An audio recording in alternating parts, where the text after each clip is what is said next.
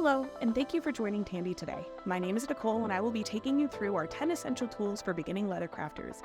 Getting started can be very overwhelming, so let's take a moment to demystify those myths and get you started with the tools you need. We'll be going over the tools one by one and showing you how to use them. Let's get started.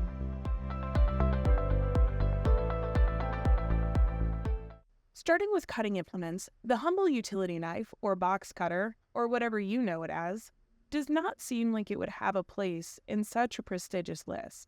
But rest assured, this inexpensive, easy-to-use handyman's tool is one of the most frequently used among leather crafters.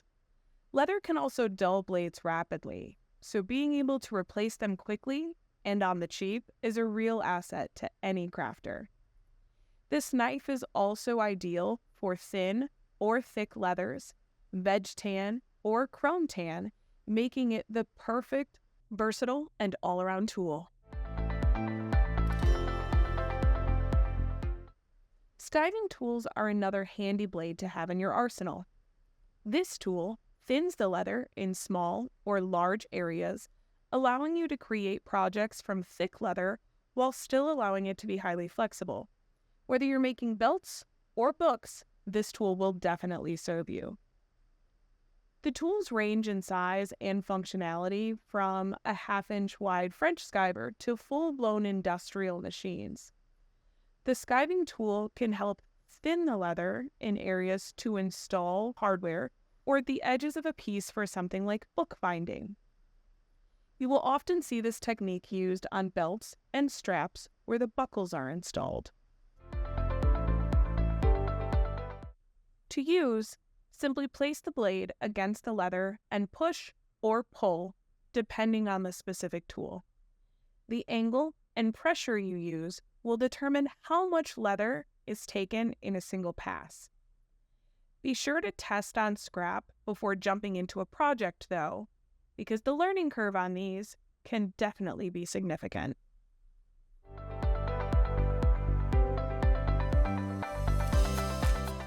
Your workspace, tabletop, and personal safety are vitally important to your success when crafting. Self-healing cutting mats are one of the most important tools you can invest in.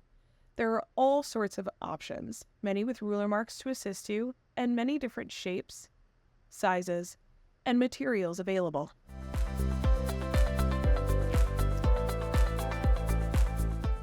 These mats do become irreparably damaged over time and require replacing, so keep an eye on yours and invest in new ones as needed. Cutting mats also protect your tools like line drive punches.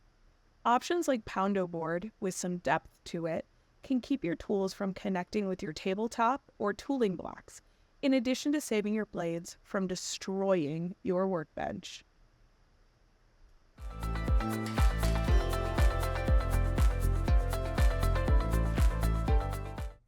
Edge beveling is another one of the steps in finishing the edges on projects. The small blade at the tip is used to remove a tiny amount of leather to prep the pieces for the next finishing steps. There are more than one type of beveler, some creating a more squared edge while others create a more rounded edge. Testing both and finding which you prefer can be very helpful. By rounding off the edges, you can prevent the mushroom effect of the excess leather rolling over time. This tool can be easy to use and has a large impact on the professional appearance of your work. However, without some practice, you can over-bevel or end up with uneven pressure as seen here. Extra information and instruction on edge beveling is available in our video linked right here.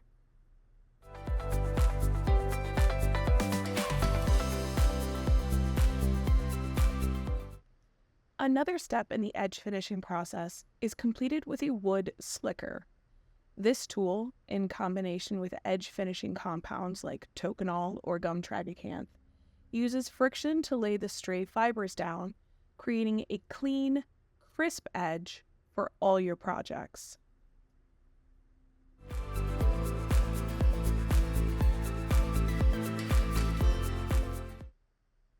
There are two main types of hole punches in leathercrafting. The first are rotary punches. The rotary punch is a great option and often takes up less space, being 6 tools in one.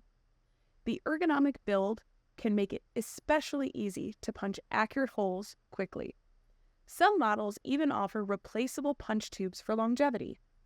Unlike some other options, the rotary punch is limited by the depth of the neck, so this tool is most ideal for punching holes near the edge of a project.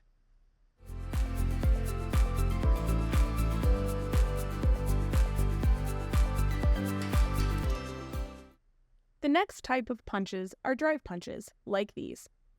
Available in various sizes, or sets of sizes, these can be used even in the tightest or most awkward locations on a project. They are great for thin leathers as well as heavy veg tan options and are fantastic all around. In this punch tube set, similar to the rotary punch, the tubes are threaded onto a handle that can be placed anywhere on a project.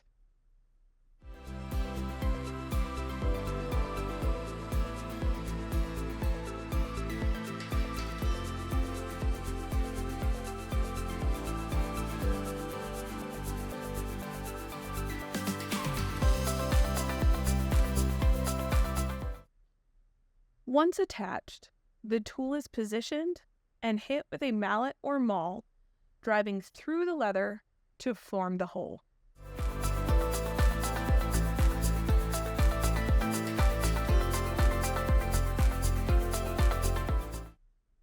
The wing divider is a wonderful and versatile tool.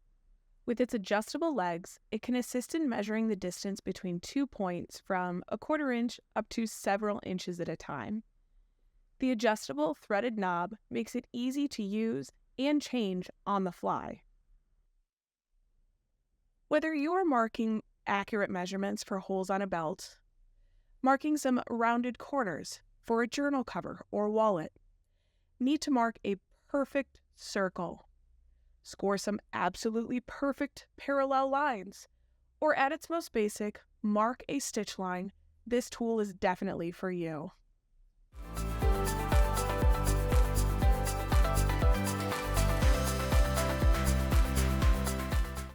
Awls are one of the most frequently used tools in leather crafting.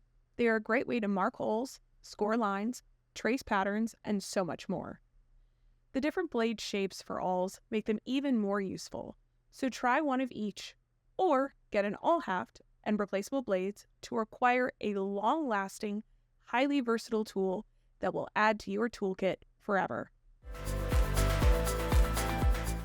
Different blades make different holes and angles.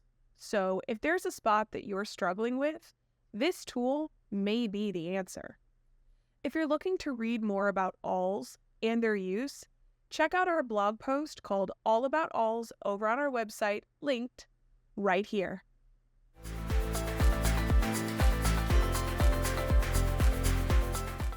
Mauls and mallets are an important part of leather crafting. The weight, material, and shape of the tool all matter, especially in application. Poly, rawhide, wood, bakelite, and other materials are available, so test a few and find which you like best.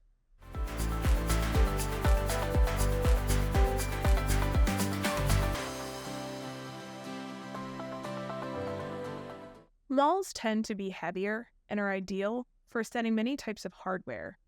As you can see in some of these examples, even with the same amount of force exerted, the impression of the stamp or beveler is significantly deeper from the maul.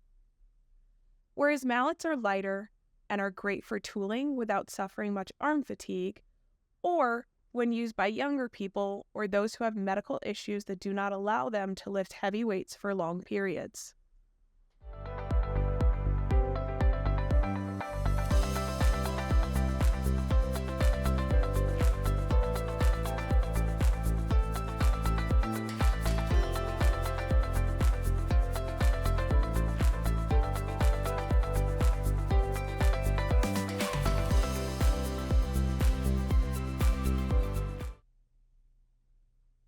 Hand sewing is the most accessible method of sewing in leathercraft right out of the gate and can produce some of the most durable projects imaginable. There are several types of needles ranging in size for the eye, barrel, and tip. A solid saddle stitch is unlike any other including machines. If you want some more information on learning how to saddle stitch, check out our Tandy Skills video right over here. Typically, hand sewing threads are waxed. This helps them stay in place and makes them easier to work with. You can usually tell if a thread is pre-waxed as it holds its shape when others would fall. In leathercrafting, you will usually pre-punch your holes before sewing. Awls are a great tool for this, and if you follow this guide, you've already got them on hand.